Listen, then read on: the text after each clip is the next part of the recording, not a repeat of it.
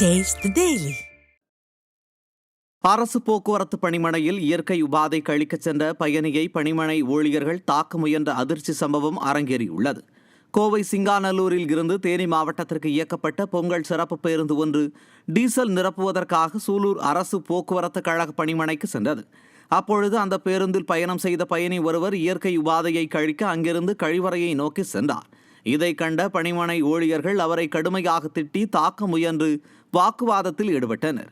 இதை கண்ட சக பயணிகள் நூற்றுக்கணக்கான ரூபாய் கட்டணம் செலுத்தி நீண்ட தூரம் பேருந்துகளில் பயணிப்பவர்களை இயற்கை உபாதை கூட கழிக்க விடாமல் செய்வதுதான் திராவிட மாடல் ஆட்சியின் லட்சணமா என ஸ்டிக்கர் ஸ்டாலின் அரசிற்கு மக்கள் கேள்வி எழுப்புகின்றனர்.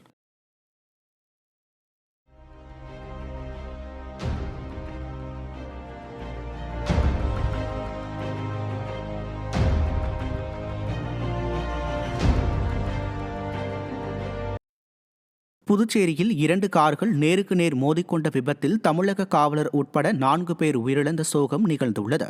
விழுப்புரம் அருகே உள்ள முட்டைத்தூர் பகுதியைச் சேர்ந்த காவலர் பிரபாகரன் தனது மனைவி மைதுனி மற்றும் 2 குழந்தைகளுடன் வாடகை காரில் புதுச்சேரி சென்று கொண்டிருந்தார். மதக்கடிப்பட்டு மேம்பாலம் அருகில் சென்று கொண்டிருந்த போது எதிர் திசையில் விழுப்புரம் மாவட்டம் எல்ஆர்பாளையத்தை சேர்ந்த கதிரவன் என்பவர் ஓட்டி வந்த காருடன் நேருக்கு நேர் மோதியது.